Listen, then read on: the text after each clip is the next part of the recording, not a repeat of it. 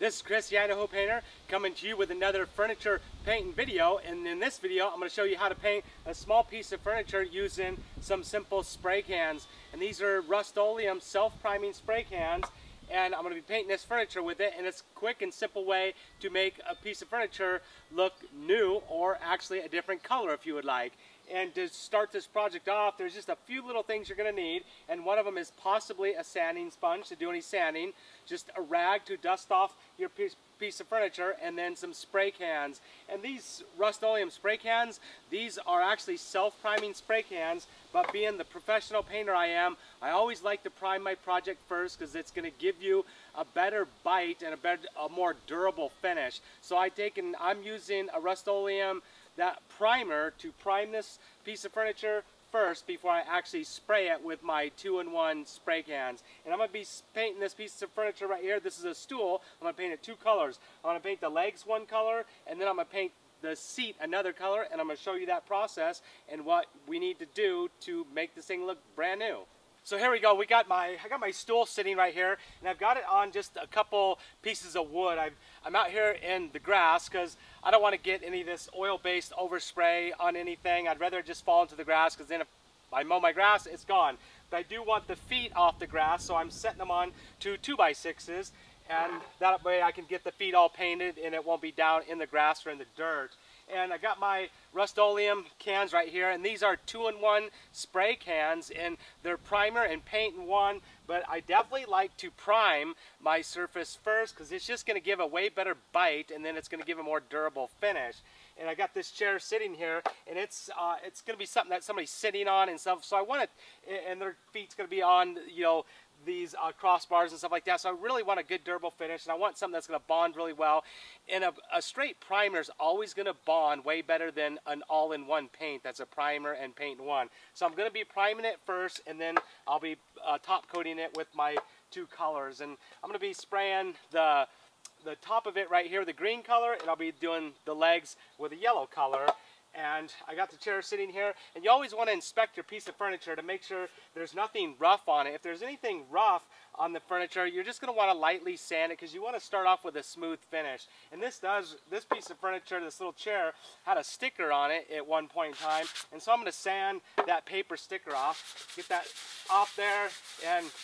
And also sanding it even just makes your primer even bite a lot better too. Your primer is designed to bite to a really smooth surface, but if you do lightly sand it, here again, you're just going to get a more durable and stronger finish. So I'm going to sand this top really good, get this paper off here, sticker. It doesn't take much to get it off.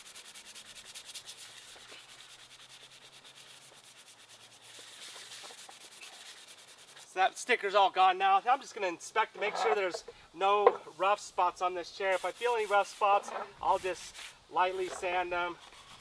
Just inspect it really good. And then this chair is in pretty good condition. I just picked this up at a secondhand store for $5. I'm actually going to use it in my movie studio to sit on, to do my videos. So just going to wipe this thing down, get it all nice and clean, dust free. You want a nice clean surface to be priming. Next thing I'm going to do is just take my primer, and I chose a white primer because these colors that I chose right here, this green and yellow, they'll cover a lot better going over a white primer, say, versus like a gray primer. So you want to make sure your spray cans, they've been sitting in the paint store for quite a while. They're going to need to be shooken up really good. Make sure you can hear that ball bouncing around in there for at least a minute and shake it up really good. And then I'll begin priming this thing. These are oil-based spray cans. It's a good idea to actually, wear a mask when you're doing it, but in order to make the video, I can't talk, so I'm not wearing a mask. So now I'm going to begin spraying the primer on. And you just want a nice thin coat over it. Doesn't have to be heavy. And just, use some nice good trigger control so you don't get any runs on there, so you're just pressing and releasing, just using nice fast motions.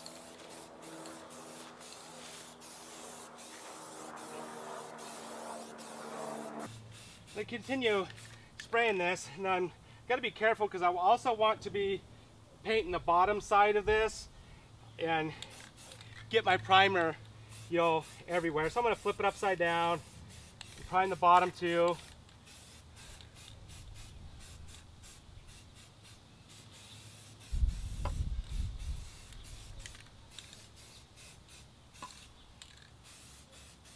These spray cans are a nice, convenient, easy way and quick way to paint a piece of furniture.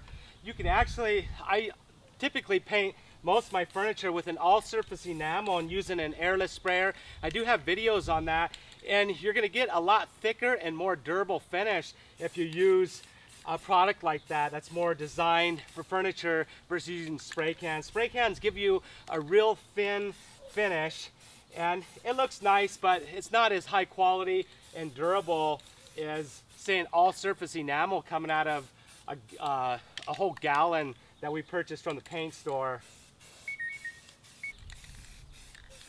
But on simple little projects like this, you know, a spray can's gonna be just fine.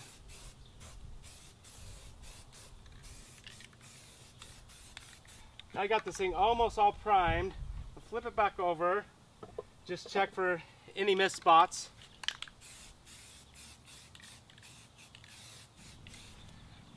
Now, got this thing all done, and depending on the spray can you use, definitely want to read the spray can, look at the dry times, and go by the recommended dry time before you top coating it. I'm going to give this thing ample time to dry. Let this dry about 30 minutes. And then I'll begin top coating it with my top coats. Now I'll be spraying two colors. The seat's going to be one color and the legs will be another color.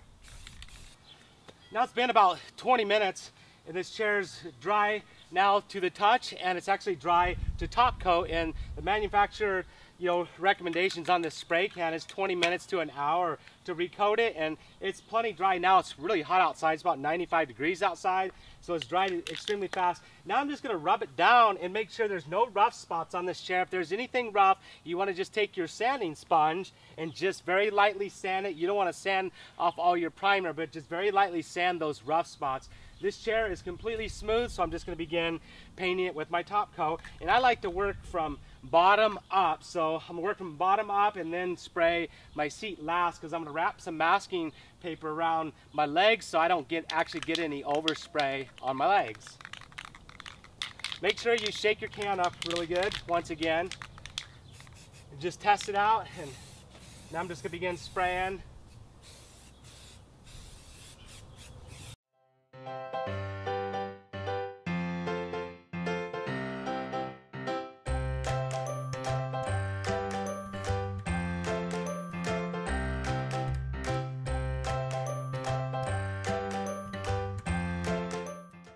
Once again, I got to flip this chair over so I can work on the underside of it also.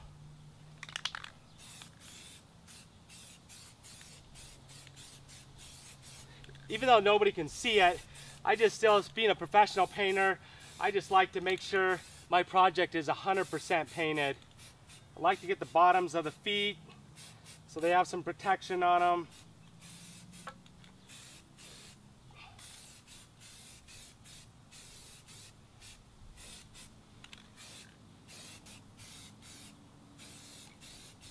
Typically these spray cans are an oil-based paint, so if you get any of the overspray on your hands, you'll need to get some paint thinner to actually wipe it off or clean it off with. So you can wear some rubber gloves if you want to keep it off your hands.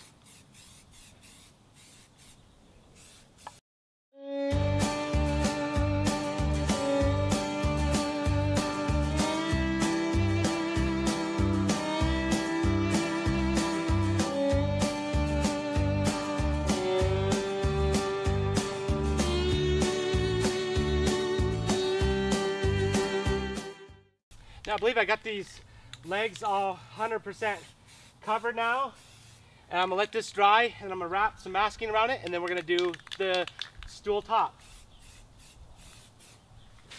Now I've had a chance to let my stool dry, and I'm gonna wrap some masking around the legs here, so I don't get any overspray on it. I usually use a 3M hand masker, but I don't have my hand masker with me. It's in one of my paint vans, so I'm just going to wrap some paper around, doing it the hard way. You could just use a newspaper if you have an old newspaper lying around, any type of paper just to tack around your project. Using a hand masker makes masking a lot easier. So now I got it all masked off. It would have been a lot easier with my hand masker. I do sell on my Amazon tool store on my website, theidahopainter.com. You can go visit my website, and I actually have a tool store where you can purchase all my tools and accessories, things like my hand maskers, the masking paper, sanding sponges. Any of my tools and accessories I use on all my videos are sold on my tool store. You can go check it out, theidahopainter.com. So now I'm going to begin painting the green. Gives it a nice little accent instead of all just one color.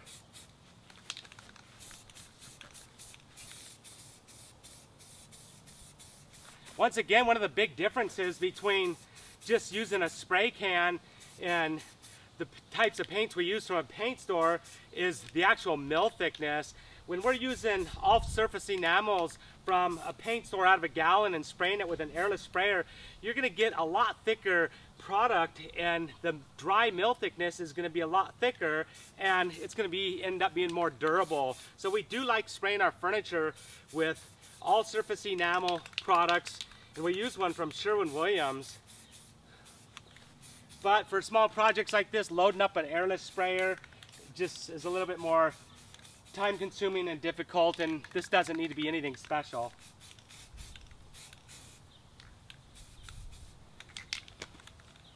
There you have it. Now my stool's all sprayed. Look at it, just make sure it's all covered. Now I'll just pull my masking off.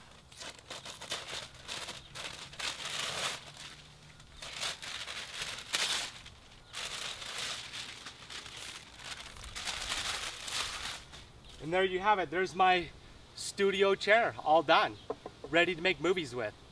A couple more handy tips when you're actually painting your furniture. And as a professional painter, I'm at a lot of people's houses painting, and I do see where people have tried to and attempted to paint furniture or other small projects, and they'll just set some cardboard down on their walkway or their deck or something, and they don't realize it that the overspray from these cans, it's oil-based and it dries slow, and it actually will carry, 10 to 15 feet away from your project, and so they'll get a line of overspray on their deck or concrete, and it doesn't come off because it's oil-based. Once it lands there and dries, it's pretty much there for good. So make sure I'm out here in the grass, and the grass is going to grow in a couple days. You're going to mow it, so no overspray is really going to matter. So make sure you paint your project someplace where the overspray is not going to harm the surface below, or make sure you use a large drop cloth because you want to have it extend out like 10 to 15 feet.